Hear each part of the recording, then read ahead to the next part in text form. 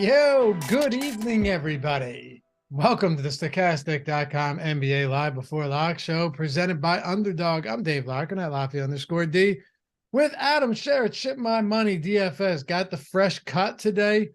Feeling good. Adam did, not me. But finally, some clean air. Went outside. Nice long walk today. Could see the sky again, man. It was nice to see things clear up. Yeah, it was crazy to look outside today and be able to tell like what was a cloud and What was smoke? see some blue. Yeah. But how you feeling, dude? We got one game, game 4. Good. Looking forward to it. Just tried. I was telling you before the show, tried to change some stuff to limit how often I'm getting duped. I have a feeling I went too far and I'm going to get my ass kicked tonight, but it'll be fun to find out. But it's worth a shot. Yeah, it's just money. Yeah, it's just money. You doing anything tonight? No. I need to go to my sister's tomorrow to dog sit, and I don't think she's gonna like it if I tell her that I feel like shit and I'm not coming over. So probably staying in. I mean, you're dog sitting, dude. You're not watching kids. How hard can but I'm not gonna feel like dealing with it. What does the dog do? Nothing, because it just tore its ACL, which is why I have to go. Oh, so you can just watch TV on the couch hungover if you wanted to. Yeah, if I wanted to, but not recommending it. I'm just saying. Yeah, you're not chasing kids around. Oh, dude, you babysitting would be a sight to behold. Nobody would ever ask me to babysit. Oh, well, anyway, happy to have you guys with us. Hit that thumbs up if you haven't done so yet. Subscribe to the channel. We got a lot to get into today. Only one game, but through the first 3 games of this series, we've seen a lot of rotational changes and a lot of things that are certainly going to make this slate pretty interesting. So let's make it happen. Before we do, actually, you know what? I'll hold off on that. I'll hold off. We can just dive right into it. But yeah, I don't know, man. You look at this slate, and we'll go, piece by piece here, break it down like you and I always do on Live Before Lock. When you look at this slate, there are just some interesting pieces. Like the fact that Christian Braun played 19 minutes off the bench and was very good last time out. Or, the fact that Kevin Love started back-to-back games, but only played 16 minutes last game. Maybe he plays more. Caleb Martin played 32 minutes last game. Point I'm making, you look across both of these teams, and there are actually some question marks about the rotation, despite it being game 4 of the finals. Yeah, and I think that's kind of to be expected, especially on the Miami side, because we know this team is a big dog in the series. Josh and I had talked about it a lot going into game 3, that we didn't expect much to change rotationally for Miami since they won game 2. But obviously now down 2-1, more likely to make some changes. Like you said, we did get more Caleb Martin minutes. That's not really a rotation change. Like, you knew that those could be there. But, maybe you see things a little bit different now that they are down 2-1. For Denver, one of the big questions last game was, do they continue to play 3 guys off the bench, or does Christian Braun get cut? Obviously, he did not get cut. He ended up being the winning captain, and now it's really, really difficult to imagine he's not getting minutes tonight. So that the Denver rotation seems more solid than it did last game. Yeah, isn't it amazing though when you look at the captains from this, or the optimal captains and DraftKings Showdown from this series? It was Haywood Highsmith, Gabe Vincent, and then Christian Braun. Yeah, pretty crazy. I mean, it doesn't, not that it doesn't make sense, because it does, just given the fact that you're talking about a wildly expensive Nikola Jokic, and then Jimmy Butler's price in the first game was like, you couldn't get to it at all. But it is crazy to look at that and say, all right, you know what? As good as Jokic is, and he is pulling 32% in the captain spot right now, 73% overall ownership. Josh on today's strategy show, Adam, said that he was getting no Jokic at captain. He's my highest owned captain. Okay, so you're going in an entirely different direction than Josh did. He is my highest owned captain. I do also have I have more zeros, like given zeros in my lineup today than I have before. Okay, so how much of that then? Let's start off with that. In 50 lineups, it looks like I have like 10 to 12 that have a guy that I don't expect to play. Really? All right, so totally different approach here. Is there any reason that you're, other than just running these lineups and getting there, getting to more Jokic, a captain. I will say though, because Josh had mentioned it this morning, so it probably makes more sense that he's definitely like he's kind of dying on the Butler hill tonight in terms of if he has that one game. If it ends up being tonight, this is the night if it's going to be that game. So he's getting to a lot of Butler at captain as well, which makes sense that he wouldn't be getting to as much Jokic and you would be getting more. Yeah, so the kind of take for a grain of salt what I'm saying about my exposures. I said it at the beginning of the show, but I changed something in how I was building my lineups. I trying to avoid dupes. I've been getting duped way more than I would really like. I probably just moved a little bit too far the other direction, but so yeah, I'm not necessarily recommending doing what I did, but that is allowing me to get to Jokic. I agree with Josh that it does force you into very specific builds because he is so expensive. You're going to probably end up being duped a lot most of the time, but yeah, I'm getting to a lot of Jokic captain. What are you doing in order to get different on a site like this to not get duped? I'm not asking for the entirety of the process, but how are you going about it? I mean, it seems like I'm playing guys that suck mostly, but okay. No, but I mean, clearly you're changing the entirety of the process up, right? And you're just building, everything's building different. So was there some tweak that you made that was kind of, across the board going to make you different?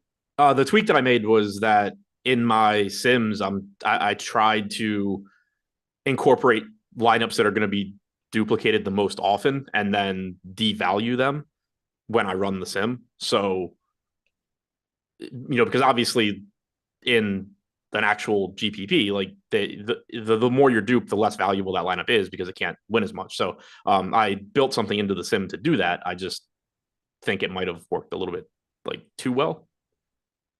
Yeah, too significant. That makes sense. All right, well, let's hold on a second. Like my complete guess, if you go back and look at the lineups I played the last couple of slates, and I mean I did fine. I had the second best lineup last slate. I had the second best lineup the slate before that. Was winning the slate before that until the phantom Jamal Murray assist. I was very heavily duped on pretty much all of them. My assumption is I'm going to go back and look after this slate's over, and it's going to be like, oh, I'm barely duped at all. The middle ground is where I need to be. But that's how it's showing up for me right now. All right. Well, let's talk about a little bit of specifics here. And by the way, almost at 100 likes out of the gate. Appreciate you guys. Means a lot. Good stuff. Coach Kane on FanDuel, which cheap guy you prefer, Highsmith or Zeller? All right. Well, we can actually talk about that out of the gate. And if you guys have, look, it's live before lock. If you guys have questions, fire them at us. And we'll definitely try to answer as many as we can. That's a funny question, Adam, because it's very possible that Highsmith just isn't in the rotation in this game. He didn't play anything outside of garbage time last time out. And then Zeller probably plays like 6 minutes, 5 minutes, backing up Bam, maybe less if Bam plays more in a crucial game 4. Yeah, so what's your question? So, I don't know. He's saying, who would you rather go with? Haywood Highsmith or Zeller? And I think you'd almost have to say Zeller just because he has more of a shot of even being in the rotation, but it's not fun. Yeah, I'm getting to a lot more Zeller. I don't love it. The thing I like about Highsmith is that if he is in the rotation, he can play a lot of minutes. There's no path to Cody Zeller playing big minutes outside of Bam getting hurt and not coming back. Even then, they probably don't give Zeller that many minutes. They probably try and do something else. So it is a spot where I'm more confident that Zeller steps on the floor than Highsmith, but it is easier to kind of envision a game where Highsmith plays like 16 to 18 minutes than it is Zeller because that just isn't going to happen for him. Yeah. All right. We had a super chat as well from Windy City. How many fantasy points do you think Christian Brown is good for today? Oh, I mean, he's projected for 10.5. Yeah. 10.5. But ultimately your guess is as good as mine in a spot like this. I don't really know. I mean, what do we have? How many minutes do we have him for? Probably like 15, 16. Let me pull it up. It's got to be around there. Yeah, I'm not sure. I just have the boom bust tab open. I don't have the. Yeah, I got you. I'm just seeing how many minutes. I'm pulling the projections up now, seeing how many minutes we have him projected for. Projected stats, Christian Brown, we have him 18 minutes. 18 minutes. Yeah, so. And that seems probably on the high end, but I think so. Yeah, it's definitely reasonable. I mean, The thing is, though, we just saw, we saw what he did in game 3, and he still played 19 minutes. There's, if he just plays like he normally does, it's not hard to think he plays a lot fewer minutes. Yeah.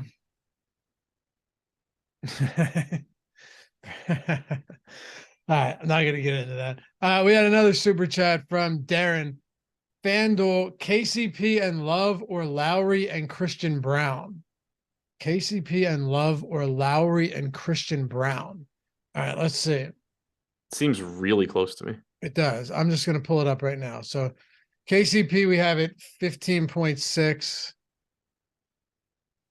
Love. Wait, hold on. We have a free player compare tool. I'm just going to use that. Does it work for Showdown? Yeah, here we go. All right. So Contavious, under our tools, we have a free player compare tool, by the way. Up to 2v, like you can 2v2 it here. Who is it? KCP and Love and Lowry and Brown. All right. Yeah. So let's see. Compare players. Jordan, you should throw that up on the screen, really, but it's too late now. 54.4% head-to-head goes to KCP and Love. Yeah, 54.4. We have the projection at yeah, that's a pretty big win. According to our tools, that's a pretty significant win to KCP and Love on FanDuel specifically. All right. Do we have one more? Best single entry captain for DraftKings. Thanks, guys. Do you have one? Do you have a best single entry captain for DraftKings today? I mean, mine is Jokic, but yeah. I think Bam or Butler are also very reasonable. Any cheap options that you'd play in a single entry? Not in a single entry, I don't think. Like the best cheap option would probably be Love, but I don't really think I'd go that route in single entry. And BS, top 2 utility for FanDuel. And by the way, thanks for the super chats, guys. Thanks, Dave and Adam. Yeah, thank you. Thank you, man. Top 2 utility for FanDuel. Well, I mean, it's one of those questions where, let me pull up MVP. So MVP, yeah, hang on. I need to get to the FanDuel tab. Yeah, I'm pulling it up now. We have Lowry as the highest owned utility player on FanDuel right now. Lowry, KCP, Brown. Which makes sense, though, because you're not paying anything extra to get to an MVP here. So Jokic, 56% MVP at FanDuel, 11% star, only 1% pro, 0.2% utility. It just shows how different this structure is than DraftKings. Right. Like trying to figure out the best utility is kind of weird because it's kind of just like, who's the best guy left that you don't want to play at one of the other 3 spots. So yeah, it's probably Lowry at 8,500. You could certainly get to Porter, Brown, KCP. I would say that's probably the first group. All right. Do we have any more here? We had them rolling in. Oh, we got more. All right. See, it's live before lock's so much different than the deeper dives that we do because it's just so much NBA, so many super chats. Devin Neiman, thank you. Turned 15 into 546 last game. Hand building. Thanks to y'all's help. Awesome, man. Congrats. First in 3 different $5 single entries. Second in the free 5K. First time winning 1. Awesome, dude. Congratulations. Love to see it. And thanks for the super chat. All right. So if we're looking at the captain spot today, large field tournaments, not just single entry, because that narrows it down a little bit when it comes to who we can play. And we're talking DraftKings where you actually have, some nuance here when you're playing a captain 1.5 times the salary. Like you want to pay for Jokic a captain now, you're going to be paying an exorbitant amount. It's 23.4. Jimmy Butler, 18.3. Jamal Murray, 17.4. And Bam, 14.1.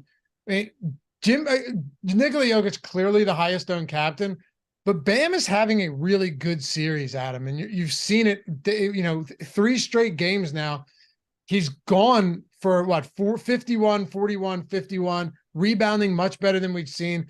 Been not necessarily efficient as a scorer, but very high volume compared to some of these other games we saw against Boston. How much do you like him at 18% captain ownership? I think he's a really good captain play, just given that he is a lot less expensive than Butler. He's a lot less expensive than Jokic. The minutes are going to be there. Is he less likely to completely take over a game than Jokic, Butler, Murray? Yes. because he's just not going to be the one with the ball in his hands as often. Not that he's a bad offensive player, but his offensive game, scoring wise at least, is just a little bit, is more limited than those guys. So he's less likely to be the one that goes out there and just scores 65 DraftKings points, but he's also inexpensive and you don't need him to do that. And it's going to open up, other things in your lineup. Like if I look at the lineups that I'm playing with Jokic at captain, they're pretty limited as far as what I'm able to do with the rest of the lineup. Looking at lineups where I have Bam at captain, the rest of the lineups typically look a lot better. Like these lineups aren't ones that have a guy that I'm not expecting to play. They have, actual competent players. They are much better looking lineups. So that discount that you're getting going to Bam certainly does open up a lot for you. It does. And you could have, what does Jokic need at captain to now? It's a kind of an unanswerable question in the sense that like it depends on what the rest of this field does. And through the first 3 games, we've seen some of these cheap players have big enough games to where even great Jokic games didn't get him as the optimal captain. But what type of game do you need from him on average to get there? Because last game, he had 80 fantasy points. He had a 30-point, 20 rebound, 10 assist, triple-double, and wasn't the optimal captain because, well, obviously the price point, but Christian Brown went for 23 and was the optimal captain. So can you just break that down a little bit as like what kind of situation you need to see play out for Jokic to get there, especially after what we saw in game 3? You need him to do what he did, but then you need Jamal Murray / the combination of Murray, Butler, Bam to just be normal and not have massive games, which obviously they can. But you saw the triple double from Murray last game. He didn't end up being the captain, but it opened it up to where Christian Brown was the optimal captain because getting to all of Jokic, Murray, I think Bam was in there, became really important. If you get closer to projections from Murray, Butler, Bam, but you still get that massive triple-double from Jokic, I think that's what ends up with him being the optimal captain is where you don't have those. If that second group of guys doesn't separate from the field, then I think you end up with Jokic as the optimal captain, assuming that he still has, the massive game. You talk about, the second guy, but what about the really cheap guys too? Because every game there's kind of been a cheap guy that I guess Gabe Vincent doesn't necessarily count in that same respect, but whether it was Highsmith or Christian Brown, I can't imagine every game one of these guys is going to be doing that in 14 or 16 minutes of playing time. Right, but those guys can do it. Like if Jokic goes out there and has another massive triple-double and you get a good game from somebody like Christian Brown, that's perfectly fine. Like that works with Jokic. I see what you're saying. The problem is when from the second-tier guys. Right. The problem is when there's a huge gap between the results of Butler, Bam, Murray, and the guys like Vincent, Strus, Lowry. Obviously, you're expecting Butler, Bam, Murray to be better than those guys, but it's when they're beating them by 20, 30 points that you end up with stuff like Christian Brown, optimal captain, because you have to have jammed in all those expensive guys. Where Jokic wins is when paying up for that second tier, if they disappoint relative to salary compared to the guys that you can get to with Jokic, that's where Jokic ends up winning a captain. We haven't seen that yet in the series, but it still can happen. And I've seen that, a lot in chat where, it's, Jokic can't win at captain because look what he's done in these previous games and he still hasn't been the captain. It matters what everyone else has done as well. So that's kind of the thing you have to be aware of when you're trying to, do lineup study type stuff and see what is working at captain. You have to be aware of all of the parts, of the last game. You can't just look and say, Jokic did well, still not captain, can't be captain.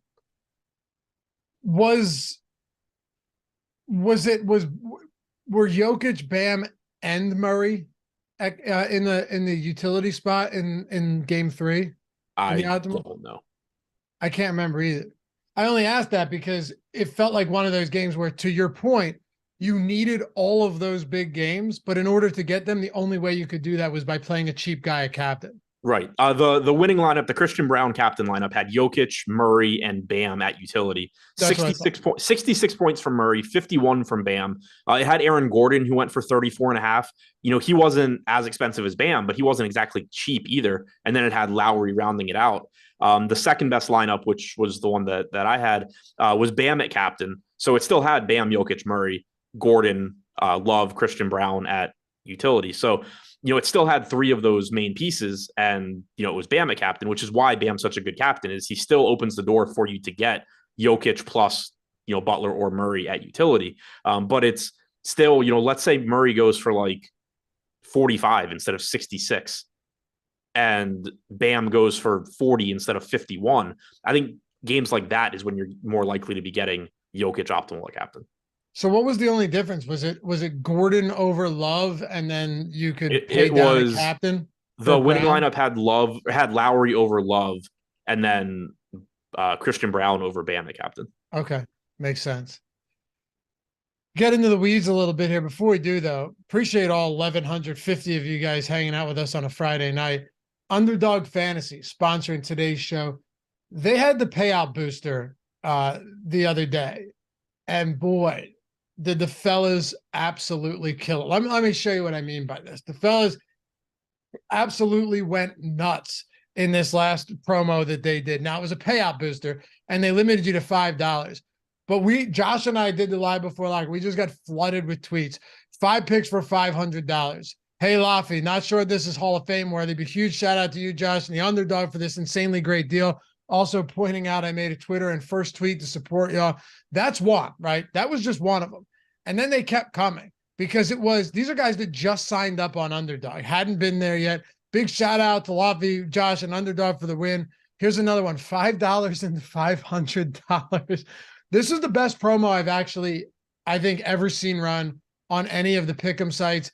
And we had another fella, we had another dude, B's exclusive. Shout out to the GOAT, turned 5 into 250 on the Underdog booster. That was a payout booster where they said 100x as long as you take this Jokic prop over or higher or lower, didn't matter.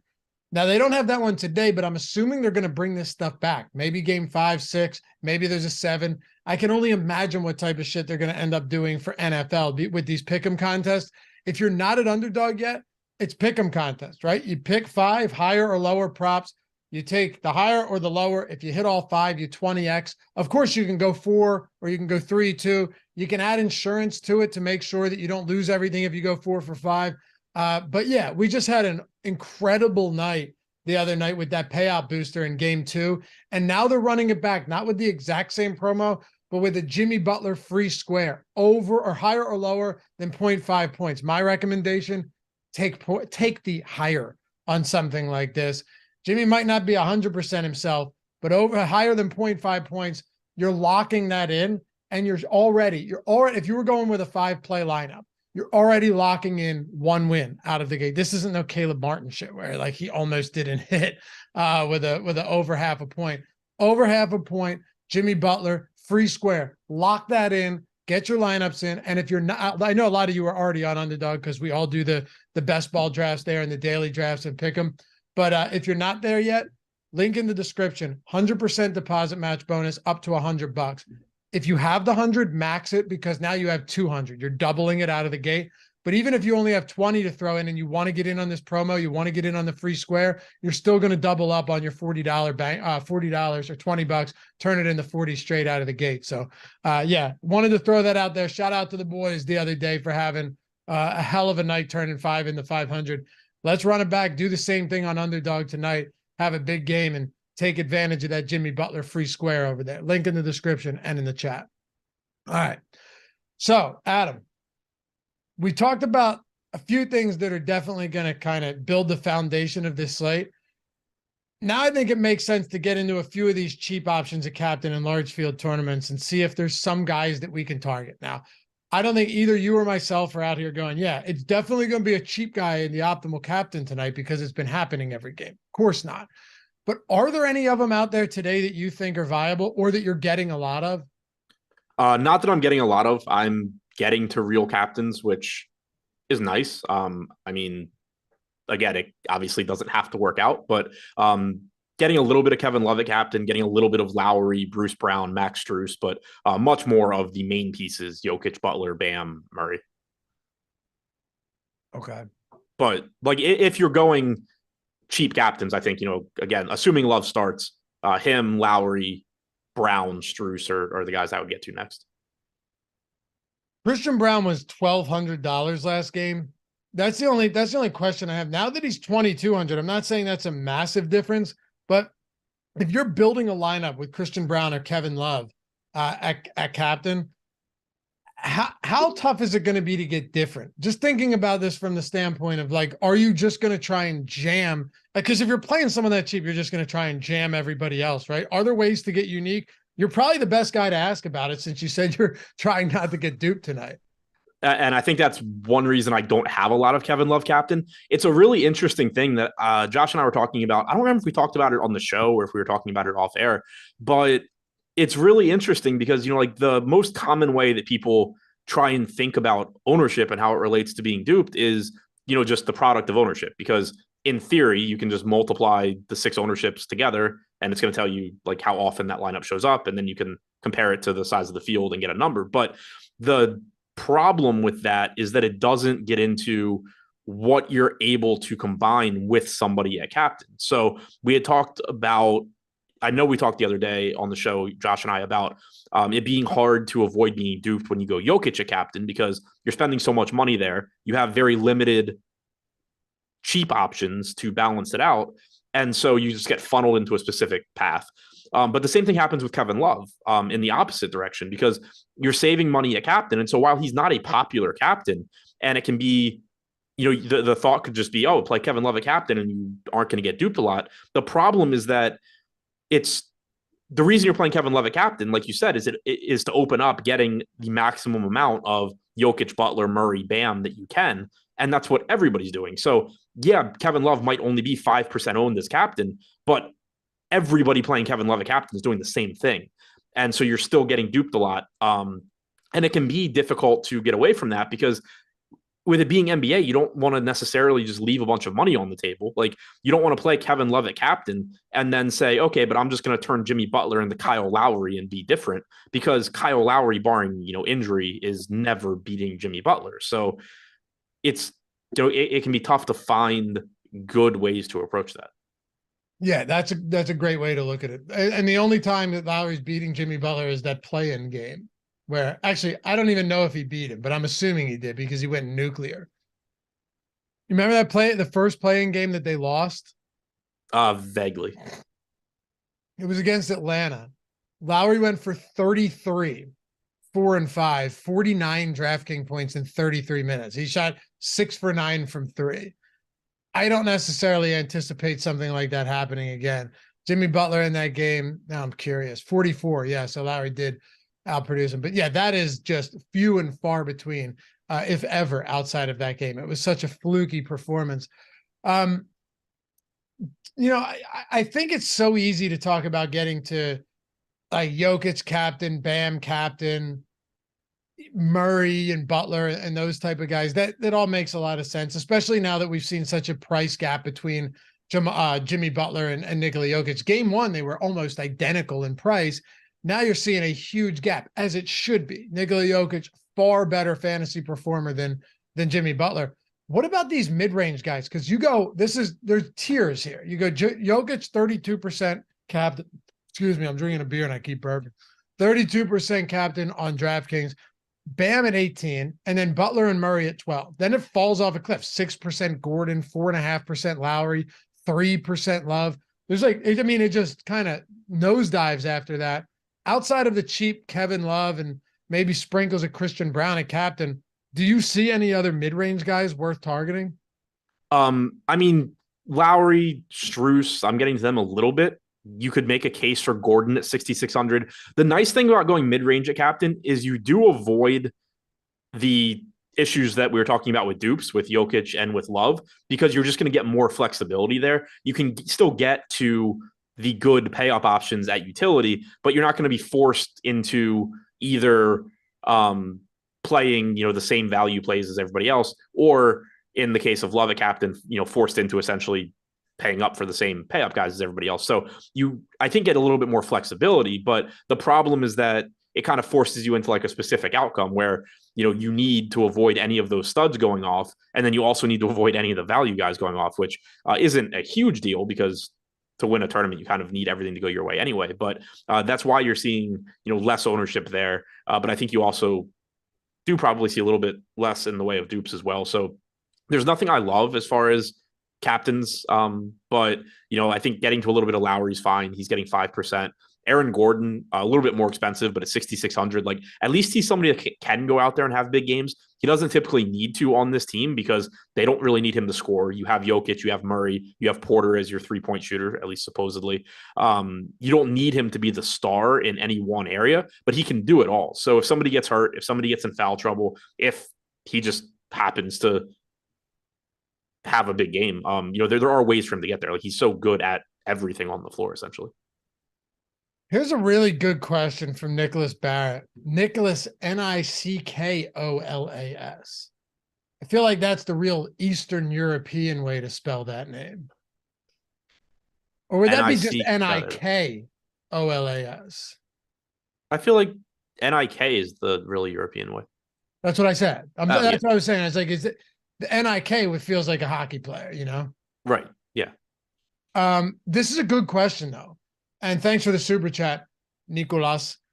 Joining late, sorry if you got to it already. Would you go Love or Robinson on DraftKings in utility? Thanks, guys. All right, so here's why I say it's an interesting question, Adam. Let me just set it up for a second. They're basically the same price, and Robinson's getting virtually no ownership compared to Kevin Love right now in the utility, and even at captain, he's basically less than 1% owned. Is there any path you think to making a move where Robinson is the guy you get to over Love in some of these spots just because he's so low owned? I mean, I think it's viable. I'm getting to more Love. He's 3K. Robinson is 3,200. Again, this is going under the assumption that Love is starting, but I'm getting to more of him.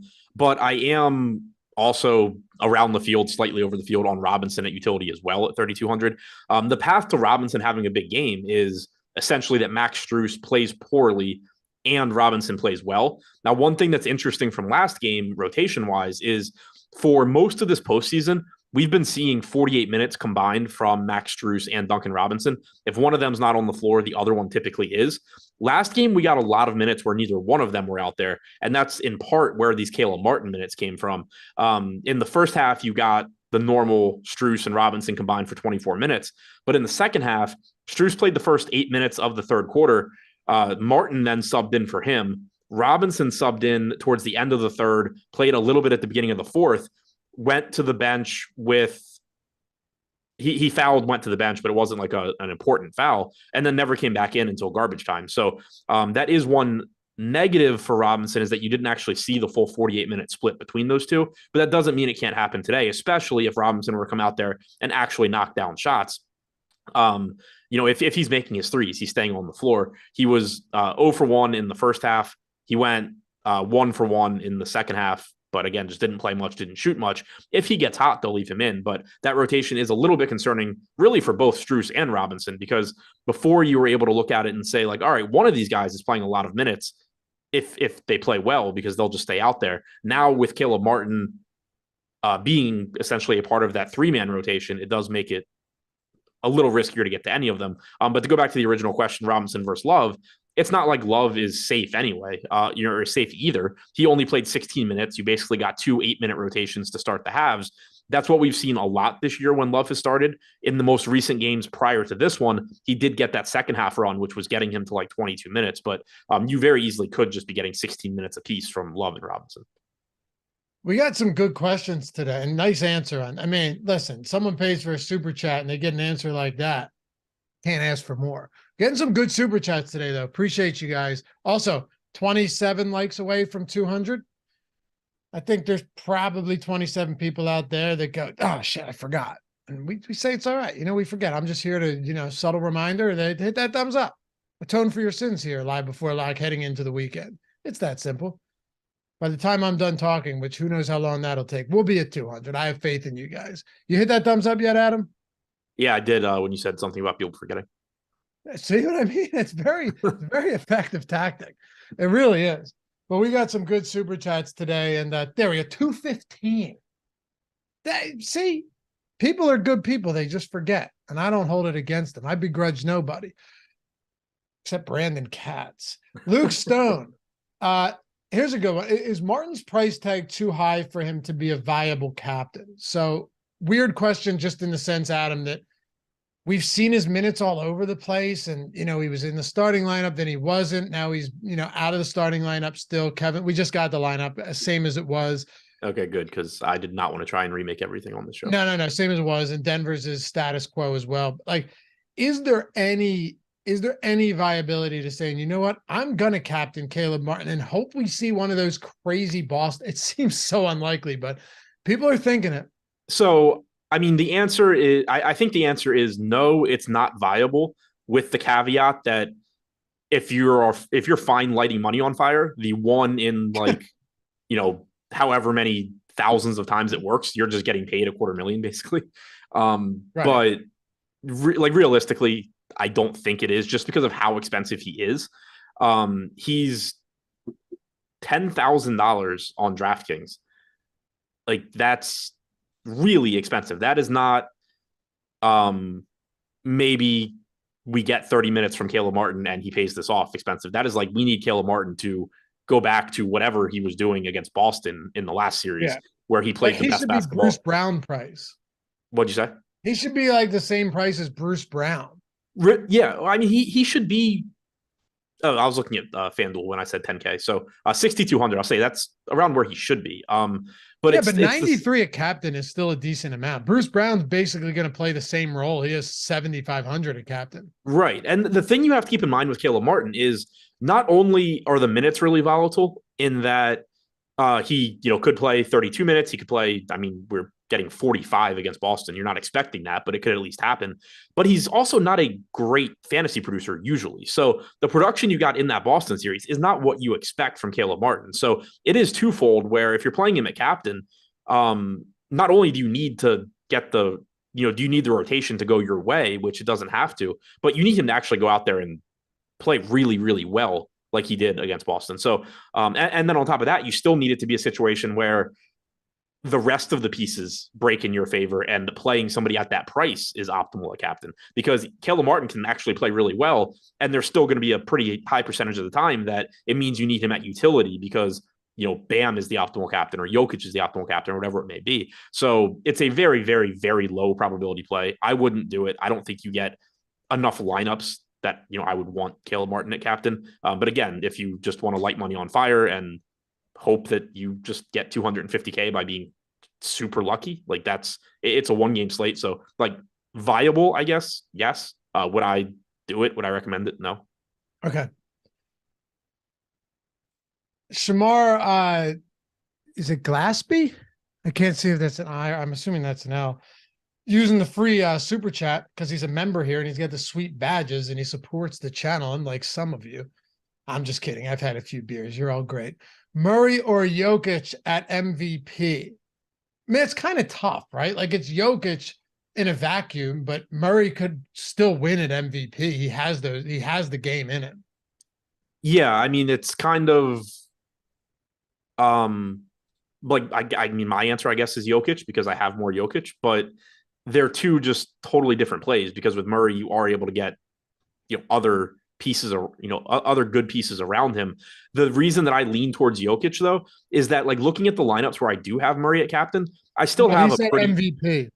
Oh, so FanDuel. Yeah. So then there, it's just clearly Jokic. Okay, it is. Good. But I'm saying, like, can you not, in a large field tournament where, you know, massive payouts, Jokic is 56% at MVP. Do you not think there's something to be said about a 15% Murray, just knowing that he can have that 40 point, 65 or 70 fantasy point game? Yeah, I think he's fine at MVP. I would just play Jokic more, because right. With FanDuel, like, you're not paying any extra. You're just paying 3,500 more for Jokic than Murray, and he's going to outscore Murray the vast majority of the time. You know, that's actually a question I wanted to ask you, because FanDuel, obviously, you're playing the guy that you think is going to score the most fantasy points at MVP, because he doesn't have, you're not paying 1.5x.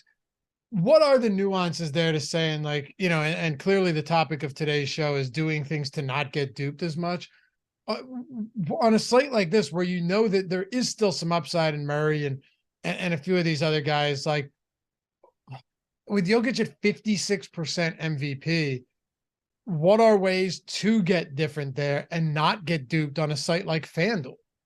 Yeah, I mean, I think FanDuel's tougher because you can only get so creative there without just making bad plays because their pricing or because their format just isn't great. So I mean, if you're going Jokic MVP where he's 56% owned, I think you probably, if you're looking to avoid dupes, should just be mixing in, taking more chances on your pro and utility spots. MVP, it's really tough to have anything other than Jokic, Butler, Murray, Bam. Like those are the only guys really that can be the highest scoring players in the game. Same basically at star. You're not really getting to anybody else. Like it's very unlikely anybody other than one of those four is the second highest scorer. But when you get to pro and especially utility, I think there you can start being a little bit more different. At pro, you have Aaron Gordon actually getting the most ownership there. I think that going to maybe Murray at pro, like Bam at star, Murray at pro, something like that is one way you could be a little bit different. Although if you have Jokic at MVP, I guess you can't get all of them. But at utility, you have guys like Lowry, Brown, KCP pulling the most ownership. None of those guys are locks to do well. Mixing in, Duncan Robinson, Christian Brown, Max Strus, guys like that. I think you're at least lowering ownership a little bit that way. But in general, I think it's just more difficult to make good lineups and not get duped. Couple more super chats here. Jordan, check out that DM I just sent you, right? Where are we at? Price tag. Any love for Porter tonight? Yeah, great question. So, and Michael Porter Jr. at 21 minutes last game. He was in the 20s the game before that. Defensively, it's been an issue at times, like lack of day. What are you laughing at? Who? Jordan. What's wrong? Did I do something? Okay. You sure? Okay. Seemed kind of lackadaisical on defense. And I mean, is this a spot where you're willing to risk it and go back to MPJ? So I'm not getting to him. I don't hate the idea in tournaments because he probably is, like, people are probably going to be scared off a bit. On DraftKings, we have him getting no captain ownership. We have him getting 13% utility. He's 7K. So, a little bit more expensive than Aaron Gordon. I like Aaron Gordon more, but Gordon is getting almost 3 times the ownership. The issues with Porter are real. He hasn't been good defensively. He hasn't been shooting well. He's still in the starting lineup. Michael Malone, basically unprompted in his pregame, said that they're not changing the starting lineup, that he's told Porter he needs to just shoot the ball and do what he does. So, like, if he's out there making shots and actually, putting in effort defensively, you can get 30 plus minutes at lower ownership than you would normally get. But the concerns, are real. He's looked hesitant shooting. He's not playing well defensively. We saw Christian Brown get minutes at the end of the last game. You saw Bruce Brown play, or not the end, but you saw him get, more minutes than usual last game. You got Bruce Brown playing the final 16 minutes of the last game, playing 29 minutes. So Porter's not safe, but there is still upside there. Like, this is still somebody that can rebound relatively well. This is somebody that can obviously knock down threes. And if he's doing those things, then it's at least like a self-fulfilling prophecy where if he's playing really well, he gets more minutes. And if he's not playing really well and Malone takes his minutes away again, your lineup wasn't winning anyway. Okay. Yeah, it's a good way to look at it. Jordan, throw the Underdog pick and pro tool up. I'm feeling magnanimous tonight. Generous. Like to give out some info. We got the Underdog free square today. So, why not, why not hook some people up? Let's throw the top bets for Underdog up there today. The top props for Underdog. Anybody that's signing up with the link in the description or chat, they're getting the 100% deposit match bonus.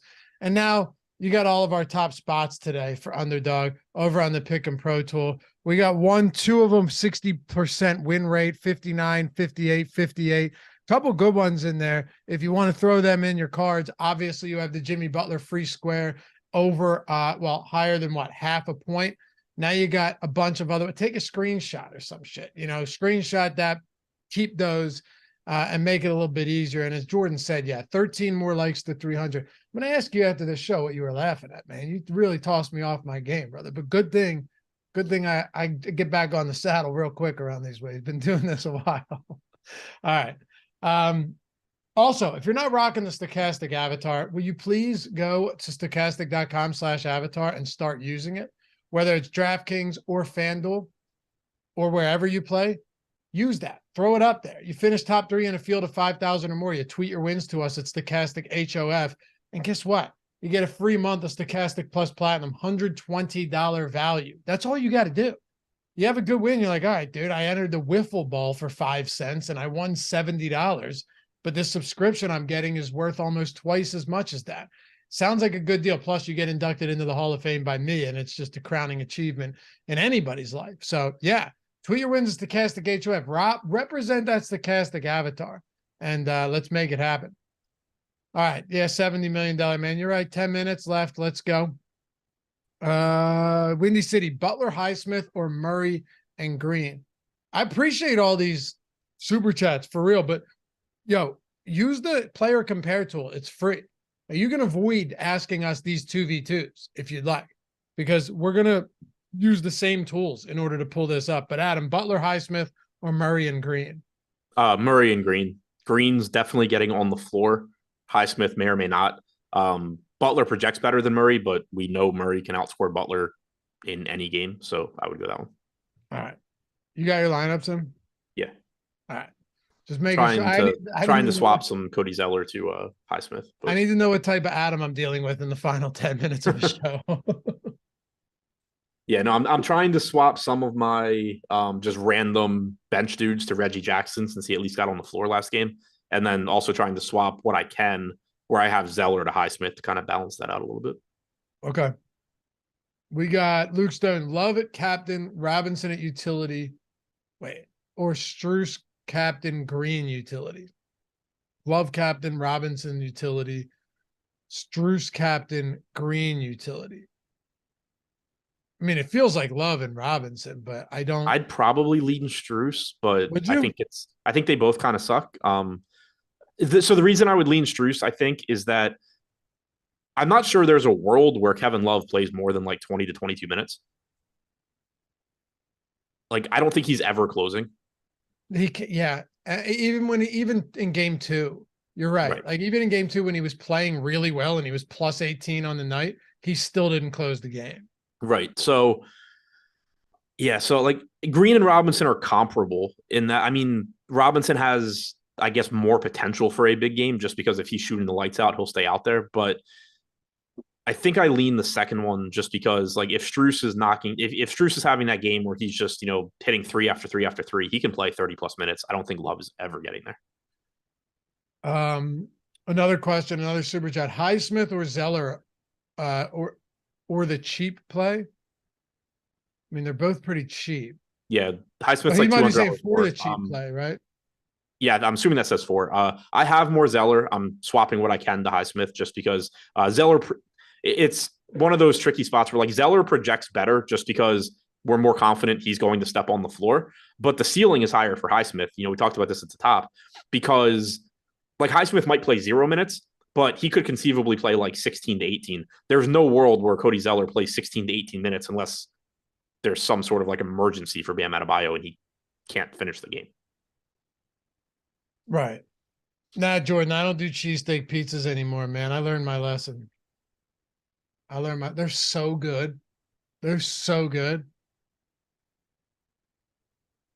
I stay away from any of that, man. Like, if I've been staying, maybe I'll make a grilled cheese or something, but I try and listen, you get into some trouble if you go and you order a Domino's cheesesteak pizza at 10 at night when you've been drinking. The next day's ruined. You have nothing. I gotta get up tomorrow. I gotta go to gymnastics. I take my daughter to gymnastics.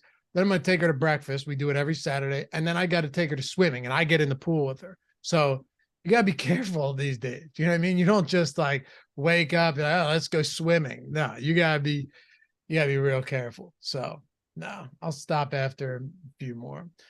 Still early.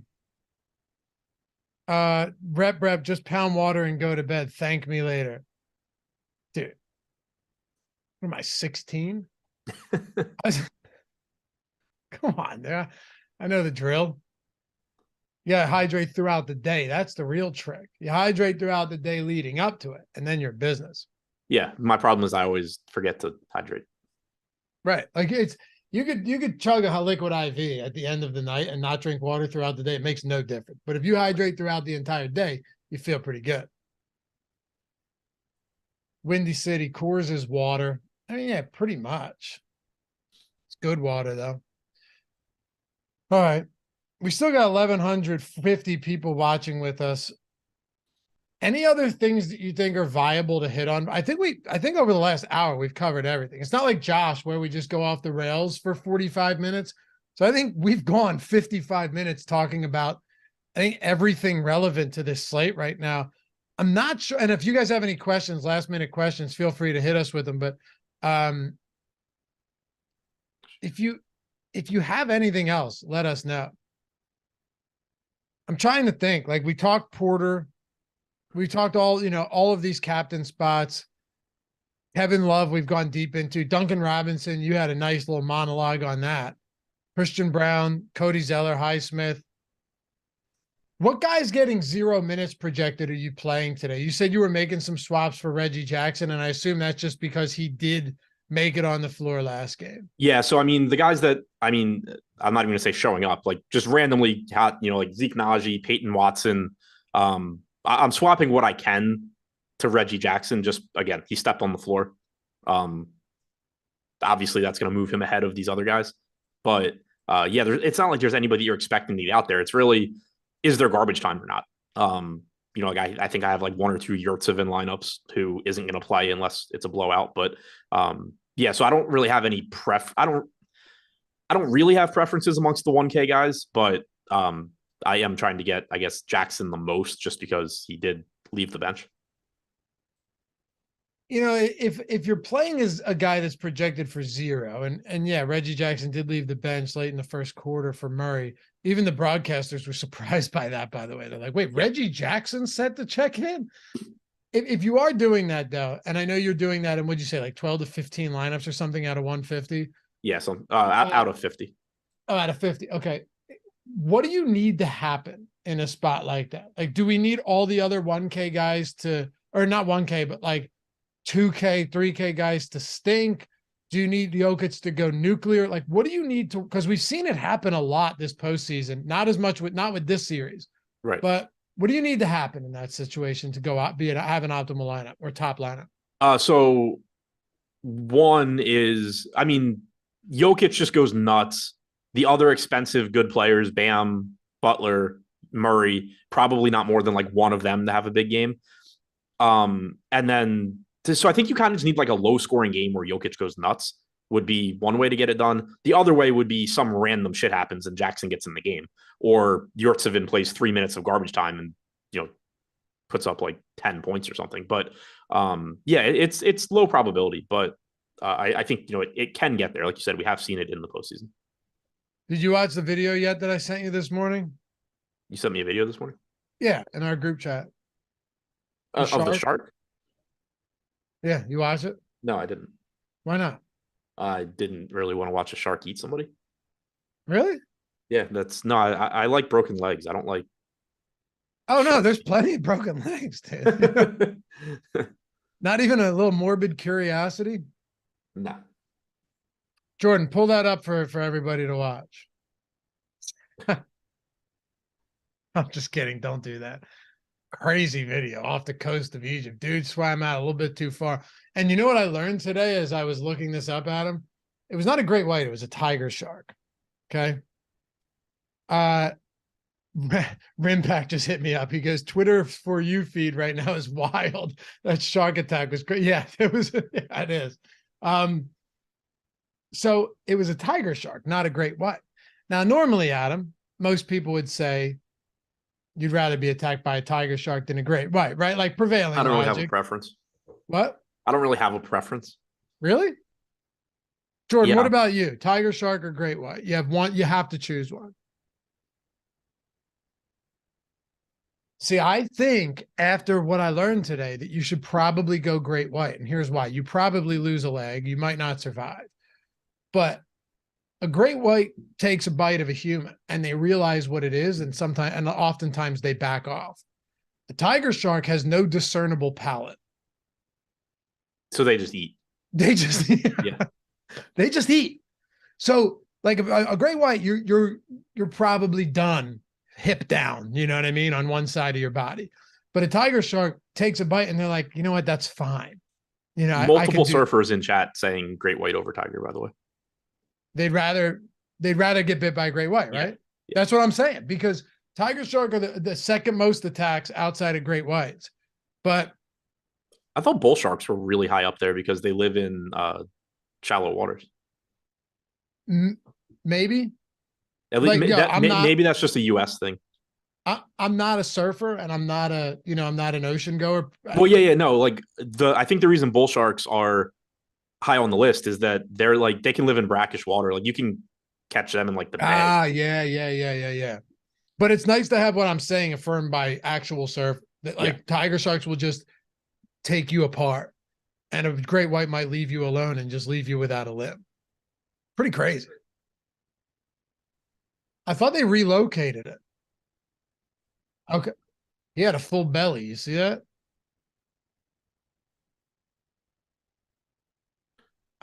They had a boat right on top of them. I mean, the real thing here goes back to the Gilbert Arenas take on sharks, which I completely agree with, that there's never been a shark attack. Wait, what was it? Gilbert Arenas said that there has never been a shark attack because if you are in the ocean, you're in their home, and that does not count as being attacked by a shark. A shark attack would be if they showed up in your living room and attacked you. Wow. He said that? I mean, I was paraphrasing, but yes. But he was serious? Yes. I mean, it's Gilbert Arenas. That's crazy. I mean, honestly, I don't like the ocean anyway. Unless I'm not a big ocean. I'm not even that big of a beach fan. I like being around the ocean, but it's more like I want to be at like the bars and restaurants and stuff. I don't. Oh, yeah, I'm not that. Yeah, I'm not huge on like. Too. Yeah, I'm not huge on physically going in the ocean.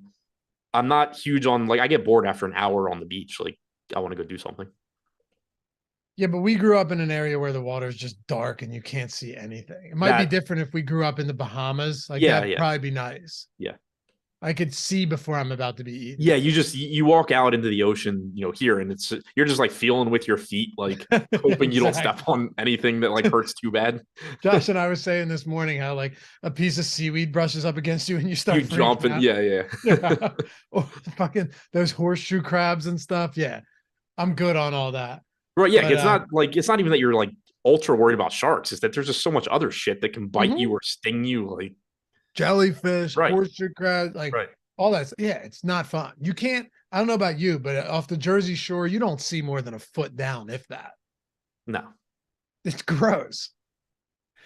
Anyway, appreciate you guys. You're the best. Have a great weekend. Good luck tonight. Let's watch some basketball. Go Heat. I'd like to see a long series in this one. Follow Adam at Ship My Money DFS. Me at Laffy_D. Remember, links to everything in the description, especially try and rock that avatar. MLB lineup generator, 50% off all of our tools. Bet Pro, 50% off the first month. Pick 'em Pro, whatever it is, whatever you're looking to get into, in the description. We'll see you back here.